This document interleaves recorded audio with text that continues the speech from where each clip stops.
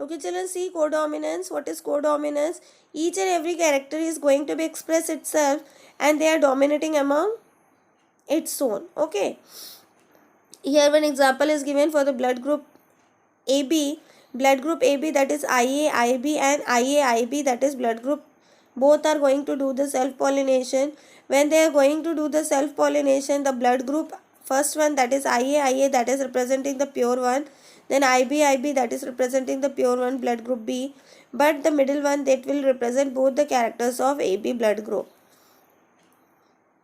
Multiple allele, as you can see children here in antigen A, B, AB and none.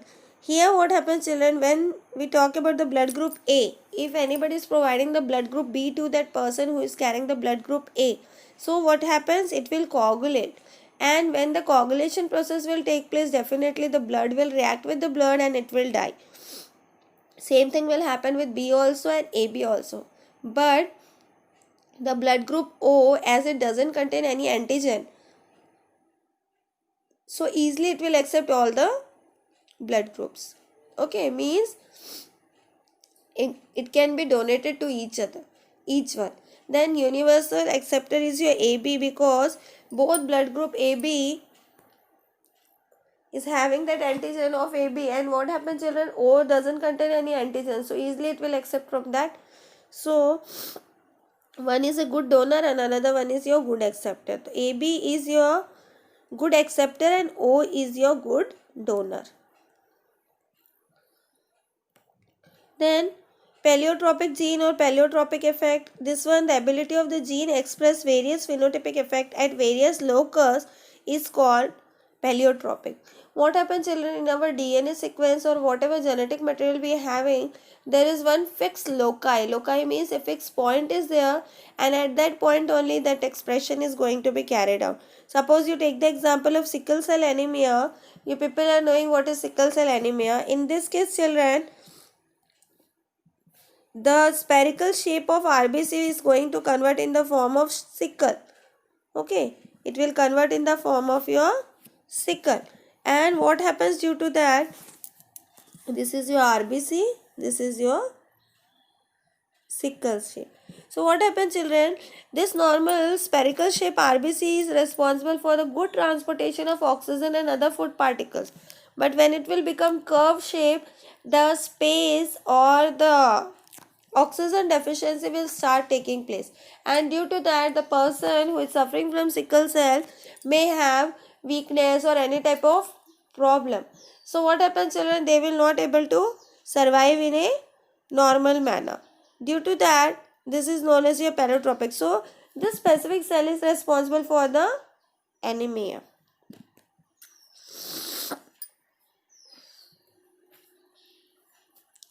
And in that 50% of individual is homozygous HbHbS die before the age of 20 years. What happens children, as the sickle cell amount is going to be increased or decreased, on the basis of that their survival rate depends. This is a structure of your sickle cell, normal cell and the sickle cell RBC. Okay, this is the crossing HbA HbS, that is the carrier of sickle cell. HbA and HbS, that is a carrier of sickle cell. So here self pollination is done, that is self crossing is done. For animal case we can't say that pollination, it's only for plant case we can say. So here self crossing is done and you will get two gametes HbA and HbS in both the cases. The first offspring HbA, that is normal. HbA and HbS, that is the carrier, as you can see here from the parents, that will be the carrier. Then HbA and your HbS, that is again carrier, and the last one is your HbS and HbS. So children, you can say that this will be die in early life. I hope you people had understood about the sickle cell anemia. Very important, this one also. Then children, the last topic, pedigree analysis. Here, what is pedigree analysis? Last topic means not last topic, one more further it will be, but this is also very important. As you can see in the pedigree analysis, male, female, sex unified, then affected individuals, matting between relatives, parents above the children below, parents above and the children below, that is square and circle, that is the parents.